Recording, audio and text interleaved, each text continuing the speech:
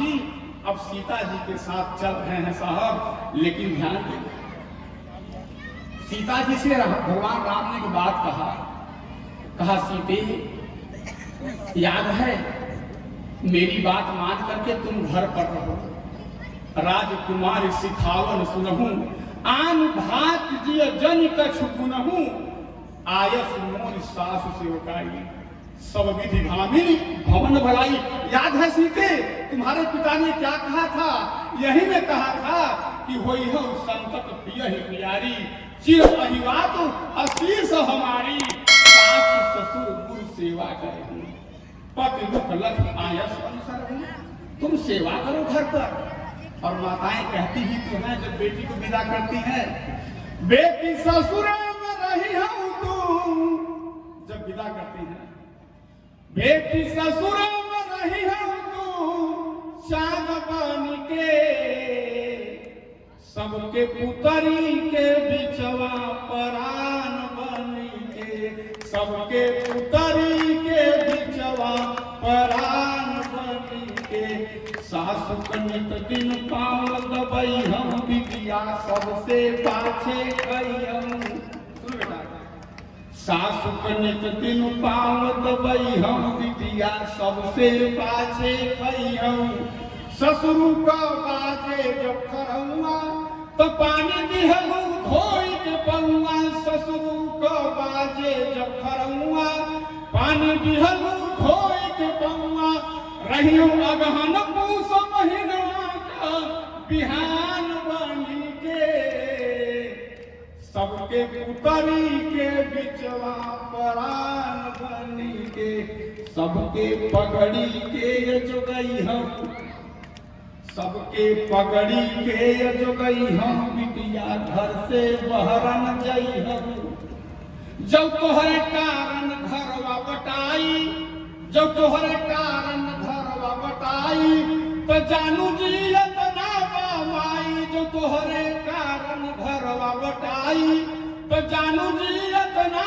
बामाई, ऐसन चमी करी हम रहन आवई, अरे बान बन के सबके पुतरी के बिचवा परान बन के, सबके पुतरी के बिचवा परान बन के, साझी कतनी कम समय जपई हम, छोटी हर लड़कन के पढ़ई हम, बिटिया सत्संग में मन लगई हम, जब केहू गया कया हट पई हम, तो मुखड़ा घूंघट में कुछ पई हम, रही हम घरवा में ही राम की दुकान बनी के, सबके पुतरी के बिचवा परान बनी के। ये राम कथा इसीलिए है प्यारे, लेकिन हम राम को कहाँ रखना चाहते हैं? राम को कैकेयी क्यों निकाल रही है? इसीलिए निकाल रही है कि राम रहेंगे घर में तो मुझे आचरित रहना पड़ेगा, मर्यादित रहना पड़ेगा, संस्कारित रहना पड़ेगा। राम नहीं रहेंगे तो मैं नियंत्रण में नहीं रहूंगी, उच्छृंखल बन जाऊंगी। यही तो हम चाहते हैं। आज राम घर में नहीं है, बड़ी शर्म की बात है। मुझे व्यासपीठ से कहने का अधिकार है तो कह दे रहा हूँ। हमारे बचपन में जब मैं छोटा सा था 10-12 साल का, तो विश्वास के साथ कह रहा हूँ, हमारे घर की बहु बेटियों का दर्शन कोई कर नहीं पाता था। एक संत जी कहते थे कि जिस घर की औरतें दहलीज अगर पार कर गई तो फिर घर की मर्यादा नहीं बचेगी। राम यही कथा संदेश देती है साहब। सीता ने एक बात कह दिया, कहा प्रभु माना आपकी बात, मैं घर पर रहूंगी, मैं भी घर पर रहना चाहती हूँ, लेकिन जरा बताइए घर है कहाँ? राम जी ने कहा घर कहाँ है? अरे घर, ये घर नहीं है।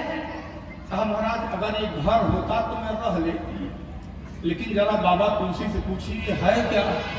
बाबा तुलसी से पूछा गया तो बाबा तुलसी ने कहा अब घर नहीं है। कहा तब? कहा घर मसाना परिजन जन भूता और सुतही कमीत मनहुया मधुता घोर जंतु सम पुरनर नारी और डर पाहिए कहीं एक निहारी। महाराज घर कहाँ है? श्मशान घाट हो गया है, अब हमको यहाँ रखना चाहते हैं। राम जी ने कहा पहली मैं ये सोच रहा हूं ना कि माता पिता की तू सेवा कर। कहा यही तो मैं भी चाहती हूँ कि माता पिता की सेवा करूं, लेकिन माता पिता हैं कहाँ? क्या बात करती हो? दशरथ जी हमारे पिता, कौशल्या मेरी 3 माएं, मां नहीं है। कहा तो महाराज या तो आप झूठ बोल रहे हो, चाहे तुम्हार माई झूठ बोलत हो। कहा मेरी माँ क्या झूठ बोल रही है? कहा जरा अपनी माई पूछो, कहा कहीं न तो है। कहा क्या? कहा जब आप तैयार हो रहे थे बन जाने के लिए तो तुम्हारी माँ ने क्या कहा? जाओ बेटा राम, तुझे नए माता पिता मिलेंगे। कहा कौन? कहा बन पीतु देवा मातु बन देवी और खगमृग चारण सरोरुह सेवी। वन में जाओ राम, वहाँ तुम्हारे माता पिता वन देवी और वन देव होंगे। तो बताइए माता पिता आपके वहाँ हैं, सेवा हम यहाँ करें। कहा प्यारी तुम अयोध्या में रहो। कहा मैं भी चाहती हूँ अयोध्या में रहूं, लेकिन अयोध्या यहाँ है कहाँ? कहा क्यों? कहा अपनी छोटी भाई से पूछो, सुमित्रा से। क्या कहा है? अरे अवधा कहाँ जहाँ राम निवास और कहीं दिवस भानु प्रकाश। महाराज जहाँ सूर्य रहता है ना वही दिन रहती है। अगर आप सूर्य हैं और अयोध्या दिन है तो राम रूपी सूर्य जहाँ जाएगा अयोध्या पूरी दिन वहीं जाएगी। और जब अयोध्या पूरी दिन आप जंगल जा रहे हैं, अयोध्या वहां जा रही है, तो मैं आपके साथ अयोध्या जा रही हूँ। कहा तुम नहीं मानोगी, बहुत भाव है। कहा चलो। जब दशरथ जी के पास पहुंचे, दशरथ जी रो रहे थे। राम राम रट बिकल भुआलू जन बिनु पंख विहंग बेहालू। राम के पास, राम जी जब दशरथ जी के पास पहुंचे तब दशरथ जी ने दौड़ करके मानव मणि को फनिक ने पा लिया। राम की बाहों को पकड़ करके दशरथ जी खींच लिए और राम से एक बात कहा। कहा राम तुम बन जा रहे हो बेटा? कहा हाँ। कहा जाते जाते मुझे एक बात बताते जाओ राम। क्या पिताजी? कथा आप लोग धैर्य से सुन रहे हैं। एक बात बता दूं महाराज, एक स्कूल में संचालक महोदय जी भैया एक स्कूल में पंडित जी पढ़ा रहे थे। एक स्कूल में पंडित जी पढ़ा रहे थे बच्चों को माता जी। तो एक दिन डिप्टी साहब आने वाले थे, तो उस क्लास में जो बच्चों का क्लास था, एक बच्चा बड़ा शरारती था, उसका नाम था झंडा लाल। जब मास्टर जी कुछ पूछते थे तो चाहे उसको आओ चाहे मत आओ हाथ पहले उठाए। एक दिन डिप्टी साहब आने वाले थे। मास्टर जी ने सोचा झंडा लगा कर रहे और डिप्टी साहब ने अगर कुछ पूछ दिया, पता लगा हाथ उठा दिया तो नाक की सुनगा कट जाए। कहा झंडा लाल तुम कल मत आना। कहा पंडित जी काहे था? बता रहा हूं तुम मत आना। कहा ठीक है नहीं आऊंगा। डिप्टी साहब आने वाले थे, डिप्टी साहब आ भी गए। झंडा लाल ने सोचा कि पंडित जी ने मना क्यों किया है। झंडा लाल धीरे से आया और चुपके से आकर के बच्चों के बीच में बैठ गया। डिप्टी साहब अंदर प्रवेश किए, बच्चे खड़े हुए। कहा बैठो बैठो बच्चों। डिप्टी साहब ने कहा कि बच्चों एक बात सवाल पूछता हूं, बताओगे? कहा हाँ पूछिए। डिप्टी साहब ने कहा कि एक रेलगाड़ी 100 किलोमीटर प्रति घंटे की रफ्तार से जा रही है बच्चों, बताओ मेरी उम्र कितना है? अब पंडित जी ले लड़का रुआ स्मरण है भैया कौन सवाल पूछ रहे थे? रेलगाड़ी की रफ्तार से इसकी उम्र से क्या मतलब है? तब तक झंडा लाल बीच में बैठा था, हाथ उठा दिया। और जब झंडा लाल हाथ उठा दिया तो पंडित जी देखेंगे नहीं झंडा ललवा भी इसको बैठा है। सोचा कि चलिए हाथ उठाया है मर्यादा तो एक बार रख ही दिया है फिर देखा जाएगा। डिप्टी साहब ने कहा बेटा खड़े हो जाओ, बताओ एक रेलगाड़ी 100 किलोमीटर प्रति घंटे की रफ्तार से जा रही है तो मेरी उम्र कितनी है? झंडा लाल ने कहा कि डिप्टी साहब आपकी उम्र 44 साल। अरे डिप्टी साहब गदगद हो गए, खुश हो गए, निकाला 10 का नोट दे दिया, कहा वाह बेटा वाह गजब कर दिया तुमने, मेरी उम्र सही बताया। डिप्टी साहब चले गए। पंडित जी ने कहा झंडा लाल हाथ जोड़ा फंसे, ये बताओ ये सवाल का उत्तर कैसे दे है तू? गाड़ी के रफ्तार से और डिप्टी साहब उम्र से क्या मतलब? कहा पंडित जी बताइए हम 2 भाई भाई कहन तब कहे हमारा बड़का भैया ओकर उम्र 22 साल का, पूरा आधा पागल बा और डिप्टी साहब पूरा पागल बा, ऐसे लगाए भाई। कहा हमार भैया आधा पागल बा ओकर उम्र 22 साल बा और डिप्टी साहब पूरा पागल बा, ये समझा 44 साल हो गए। कहने का आशय साहब कि कभी कभी तुक्का बैठ जाता है। पंडित जी ने कहा झंडा लाल धन्य है, स्कूल को मर्यादा रखते है तू। प्रेम से बोलिए सियावर रामचंद्र की। एक बात बता दूं भैया, समय बताना हमको। एक बात दशरथ जी ने पूछा, कहा राम अरे सुना हूं राम तुम सन सब कही, सुना हूं राम तुम सन मुनि कही, और राम चराचर नायक यही। राम सुनो राम, तुमको मुनि संत महात्मा कहते हैं कि तुम चर अचर के नायक हो, जगत पिता हो, परमेश्वर हो। और अगर यह बात सत्य है राम, अगर यह बात सत्य है कि तुम जगत के मालिक हो, जगत के पिता हो, तो बेटा एक बात यह बताओ, और करे अपराध को, अगर तुम राम हो, अगर तुम भगवान हो, मुनि संत महात्मा कहते हैं ऐसा, मैं सुना हूं राम, तब यह बता करके जाओ हमें। और करे अपराध को और पाव फल भो,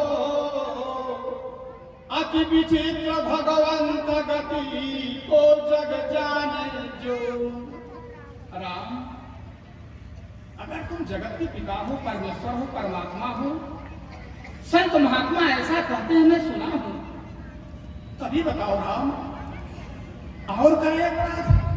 अपराध मैंने किया और जंगल जाकर के दुख कष्ट तुम भोगोगे, ऐसा क्यों?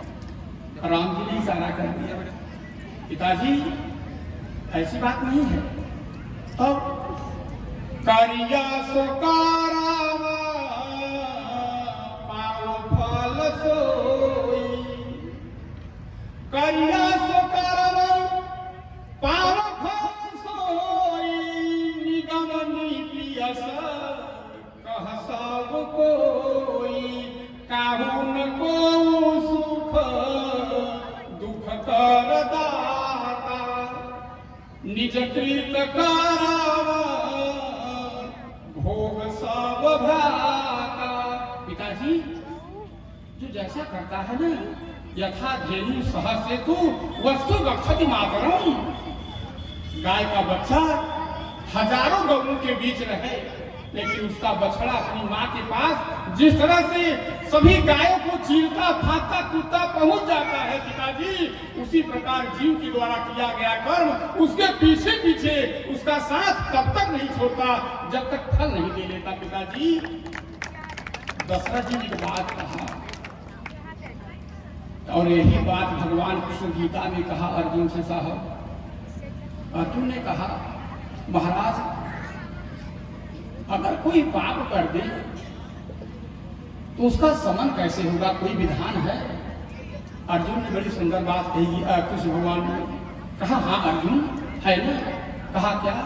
कहा पापी 2 प्रकार के होते हैं, नामा दुष्कृतिनो मूढ़ा प्रपद्यन्ते नराधमा,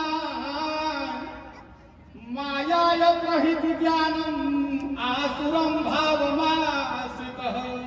अर्जुन, पापी दो प्रकार के होते हैं अर्जुन। एक वह माया अपहृत ज्ञान, जिसके ज्ञान को माया ने हरण कर लिया, अनिच्छा द्वार से न बलादिव नियोजित, जो बिना इच्छा की स्थिति बस, परिस्थिति बस, संयोग बस कोई पाप कर्म कर बैठी। हमको कोई मारने आ रहा है, मैं मारना नहीं चाह रहा हूं, लेकिन मैं जब जान लिया कि हमको मार डालेगा, तब मैं अपने रक्षार्थ मैंने अस्त्र शस्त्र को चला दिया। लेकिन उस बात का मुझे हृदय में सूल जैसा चुभ रहा है कि हे प्रभु, हमने यह पाप कर्म क्यों किया। मेरे हृदय में वह सूल सा चुभ रहा है, कांटों सा चुभ रहा है। अर्जुन, अगर जो व्यक्ति, जो जीव ऐसा पाप करता है, जो पाप करके पश्चाताप करने लगता है अर्जुन, और वह मेरे शरण में जब आ जाता है ना, तो मैं उसे माफ कर देता हूँ। और नंबर दो अर्जुन, वह जो पाप कर्म तो करता है, लेकिन उसका लोगों से, समाज से समर्थन चाहता है, अनुमोदन चाहता है, संस्कृति चाहता है, और पाप कर्म करके भी तनिक भी उसके हृदय में पश्चाताप नहीं रहता, जैसे रावण, जैसे बाली, अर्जुन, तो फिर मैं कर्म रूपी डंडा लेकर के उसको फल देता हूँ। दशरथ जी ने जैसे ही सुना, दशरथ जी को अपना पाप याद आ गया। तापसयांध श्राप सुधियाई, कौशल्या ही सब कथा सुनाई। कहा कौशल्या, अब मैं नहीं बचूंगा। क्यों महाराज? कर्णधार तुम अवध जहाज, आप अयोध्या रूपी जहाज के कर्णधार हैं महाराज। नहीं कौशल्या, एक बात मैंने तुमसे छुपाया था। जब मैं ईमान था ना, मुझे शब्द भेदी बात चलाने का बड़ा शौक था कौशल्या। मैं सरयू के किनारे शब्द भेदी बात चलाने के लिए गया। मुझे सुनाई पड़ा कि सरयू नदी में घट घट की आवाज आई।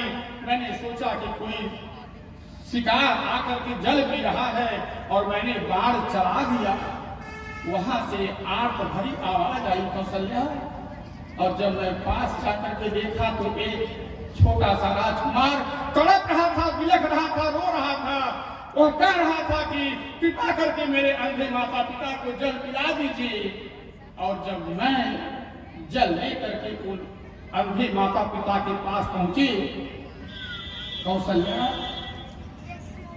पुत्र कितना ही बड़ा क्यों न हो जाए, लेकिन प्रत्येक माता पिता अपने पुत्र के चलने की आहट को, आवाज को पहचान जाते हैं।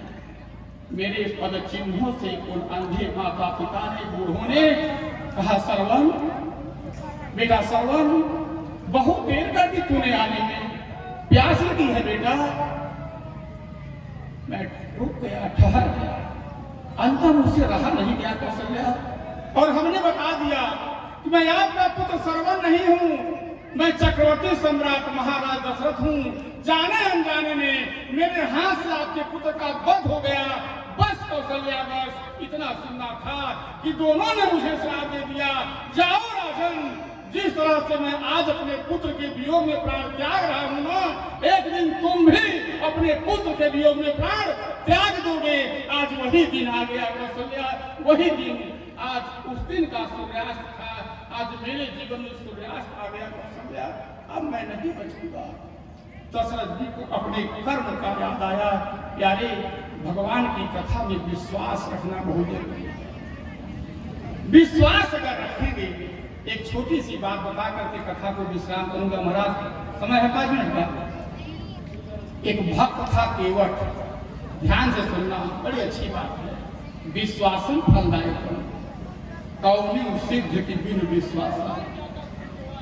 एक केवट था भक्त, बड़ा गरीब था माता जी, लेकिन भगवान का बड़ा भक्त था। रघुनाथ का भक्त था, रघुनाथ का भक्त था। एक दिन की बात थी, वो किसी सेठ से कर्जा ले लिया, उधार हो, ब्याज पर, तिवारी जी ब्याज का पैसा ले लिया। वो केवल भक्त रघुनाथ का भक्त था। जब कुछ दिन बीता तो मूलधन और ब्याज सहित को जाकर के सेठ को लौटा दिया। कहा सेठ साहब आपने मुझे यह कर्जा दिया था ब्याज पर, यह मूलधन ब्याज सहित ले लीजिए। सेठ ने हिसाब बनाया और मूलधन ब्याज सहित पैसा ले लिया। एक चुटका बनाया और चुटका बना करके कहा ऐ केवट इस पर तुम दस्तखत कर दो और अपने पास रख लो, जिससे ये प्रमाण रहे कि तुमने हमारा पैसा दे दिया। केवट ने कहा माता जी, कहा सेठ जी मैं पढ़ा लिखा नहीं हूँ, मैं अंगूठा छाप हूँ। तब तो सेठ के मन में पाप आ गया। सेठ ने कहा ओ ये तो अनपढ़ गंवार है, क्यों न इससे दोबारा पैसा ले लूं। उसने तुरंत चुटका को बगल रखा, एक दूसरा चुटका लिया, उस पर लिखा किसने मुझसे 5,000 रुपया 5% पर लिया, इतना ब्याज हुआ, मांगने पर कह रहा है नहीं दूंगा, और वही पकड़ा दिया उसे। वो बेचारा लेकर के घर चला गया। और इधर सेठ ने जज्जी में मुकदमा दायर कर दिया माता जी उसके खिलाफ। जज्जी ने जब मुकदमा दायर किया, केस चल पड़ी, तारीख लगी, सम्मन गया उस केवट के पास। वह केवट जो रघुनाथ का भक्त था आया। जज साहब ने कहा, दरबार लगा, सेठ आया, केवट आया, पुलिस दरोगा आए और लोग बैठे। जज साहब ने कहा, केवट, हाँ हुजूर, तुमने सेठ से इतना रुपया उधार ब्याज पर लिया? हाँ सरकार दिया ना। तो दिया इसका? हाँ दिया। कहा कोई प्रमाण? बेचारा चुटका जो लिखा था वही दे दिया। कहा इसमें तो लिखा है कि तुम इतना रुपया लिए थे ब्याज पर, मांगने पर कह रहे हो नहीं दूंगा। कहा नहीं सरकार ऐसी बात नहीं है, हमने सारा पैसा इनका दे दिया, मैं सच बता रहा हूँ। कहा कोई प्रमाण, कोई गवाह था? कहा हाँ था ना। कहा कौन? कहा रघुनाथ भक्त था। तारीख पड़ गई अगली, केवट वहां से चला गया, सेठ चला गया। और केवट जब वहां से निकला तो लगा सोचने कि दीन दयाल सुने जब के, तब के मन में कछु ऐसी बसी है। मेरो को दीन दयाल सुने जब के, तब के मन में कछु ऐसी बसी है। मेरो कौन और जाऊं कहाँ, बस तेरो ही नाम की फेंक कसी है। आए हो उड़ारी पुकारी कहूं, अब मेरी हंसी नहीं तेरी हंसी है। आपको गवाही में लिखवाया हूं। और इधर जज साहब ने एक सम्मन लिखा रघुनाथ के नाम का और चपरासी को दे दिया। वो पूरे तिरथी भर गांव घूमने लगा, पता लेने लगा कि रघुनाथ नाम का भैया यहाँ केवा। सारे गांव वालों ने कह दिया कि रघुनाथ नाम का कोई नहीं है। एक ने कहा भैया एक मंदिर है रघुनाथ का, वहीं चले जाओ। पुजारी बैठा था, वो सोचा बेचारा कैसे जी छोड़ाई। पहुंच गया सम्मन लेकर के पुजारी के पास, रघुनाथ का मंदिर था। पुजारी से कहा ये लीजिए। पुजारी ने कहा कि भैया रघुनाथ के नाम को सम्मान है क्या? पुजारी ने सोचा कि पूजा पाठ फल फूल लड्डू तो कई बेरियां आई, इस सम्मन पहली बेरियां आई गए हैं। और तब तक उधर से केवट आ गया। पुजारी ने कहा हद गई है यार, इन्हें लिखाई दे है। कहा रहन गवाही तो लिखाई दे है। कहा तो अगली तारीख कब? कहा 11। कहा तो जाना, मैं इनको नहला करके कपड़ा पहना करके भेजूंगा, भाई ये जाएंगे। अगली तारीख 11 आई, कोर्ट लगा, जज बैठा, सेठ आया, केवट आया, दरबारी आए। जज ने पूछ दिया, ए केवट तुम्हारा गवाह आया? केवट ने कहा सरकार आने को क्या है, यही कहीं होंगे, पुकार कराइए। और जब पुकार कराया, रघुनाथ हाजिर हो, रघुनाथ हाजिर हो, रघुनाथ हाजिर हो, ऐसे जो 3 नारे लगाए हैं। 4 लटपटी एक वृद्ध सी झुकी दे, दुपटी फटी पीत बांधे धर गए हैं। हाथ माई छड़ी लिए तुलसी की हियो माल, माथे पे रोरी चारू चंदन लगाए हैं। साहब के सामने विनीत चपरासी सा, आज रघुनाथ जी गवाह बन जाए हैं, आज रघुनाथ जी गवाह बन जाए। के रूप में आ गए। कहा रघुनाथ तुम ही हो? कहा हाँ सरकार मैं हूं ना। कहा जब ये पैसा दे रहा था तो आप थे? हाँ हुजूर मैं था। कहा इसमें तो यह लिखा है। कहा साहब इस सेठ बड़ा पापी है, दुष्ट है। कहा क्यों? कहा इसको यही पकड़े रखिए, जो असली पुर्जा था ना ये अपने यहाँ अलमारी में छुपा लिया है। इसने कहा दस्तखत करो, ये कहा मैं अंगूठा छाप हूँ। इसकी नीयत बदल गई। सेठ लगा सोचने, ए भैया ये कहाँ से आई या पीछे हो, ये कबर हाल वहाँ।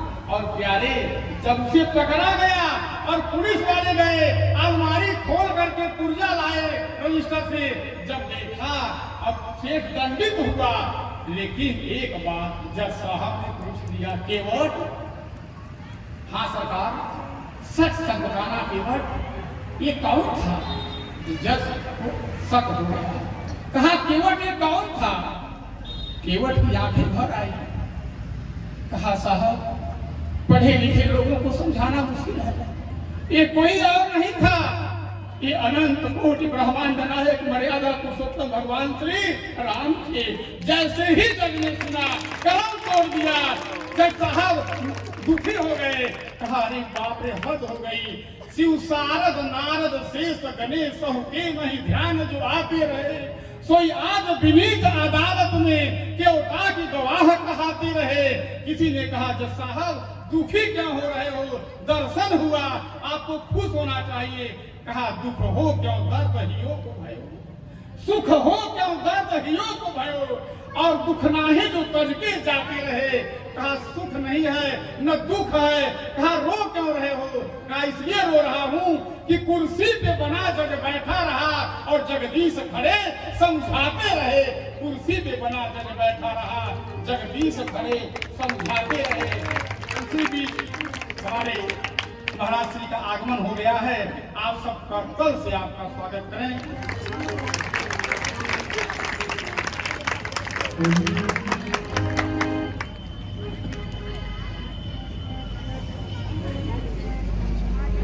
मैं व्यासपीठ से महाराज श्री का हार्दिक स्वागत वर्णन करता हूँ और अपनी वाणी को विराम देने से पहले बस एक बात ये, फिर वही बात कि रेत सी आंखों में बादल से ख्वाब सजाकर बैठे हैं। रेत सी आंखों में बादल से ख्वाब सजाकर बैठे हैं। नागफनी के बीच हम गुलाब सजाकर बैठे हैं। आपके साए में बैठे तो दिल ने यह महसूस किया जैसे हम संगम के तट पर कुंभ नहा कर बैठे हैं। ऐसे हम संगम के तट पर कुंभ नहा कर बैठे हैं। आइए दो बार नाम संकीर्तन, फिर प्रभु को। श्री राम जय राम जय जय राम, श्री राम जय